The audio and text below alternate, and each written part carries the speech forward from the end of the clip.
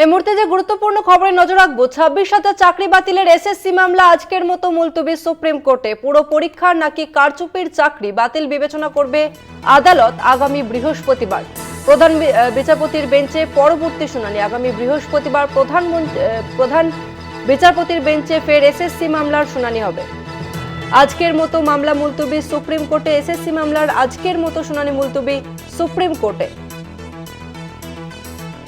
2016 সালের এসএসসি নিয়োগ প্রক্রিয়ার সম্পূর্ণ প্যানেল বাতিল করে দেয় কলকাতা হাইকোর্ট এবং বিচারপতি দেবাংশু বসাক এবং বিচারপতি মোহাম্মদ সাব্বার রশিদের ডিভিশন বেঞ্চ ওই রায় দেয় এবং তার ফলে প্রায় 26,000 জন শিক্ষক এবং শিক্ষাকর্মীর চাকরি চলে যায় এবং সেই রায়কেই চ্যালেঞ্জ করে সুপ্রিম কোর্টে যায় রাজ্য এবং সেই মামলার শুনানি আজকের মতো মুলতবি।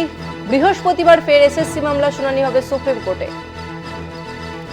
এই মুহূর্তে আমাদের সঙ্গে ফোন লাইনে রয়েছে প্রতিনিধি পীযূষ কান্তি নাগ। পীযূষ দা, ঠিক কি কারণে আজকের মতো শুনানি মুলতবি হলো?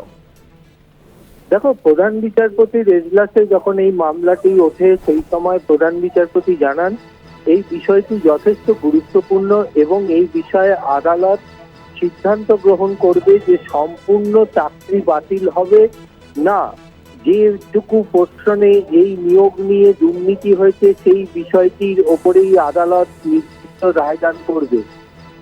সুতরাং এরপরেই আইনজীবী কল্যাণ বন্দ্যোপাধ্যায় আইনের 65 নম্বর ধারার বিষয়টি যখনই তোলেন তখনই প্রধান বিচারপতি বলেন যে অন্য বিষয় নিয়ে আদালতের নজর কাড়ার কোনো প্রয়োজন নেই, আদালত শুধুমাত্র সম্পূর্ণ পরীক্ষা বাতিল করবে না, আদালত যে বিষয়টি নিয়োগ দুর্নীতির অভিযোগ রয়েছে যে অংশটুকু সে আর বিষয়ের ওপরেই বিচার করবে। এই দুটি বিষয়কেই আদালত গুরুত্ব দিয়ে বিচারকের মধ্যে বিষয় রেখেছে। সুতরাং এই মামলাটি যথেষ্ট সময় নিয়ে শোনার প্রয়োজন।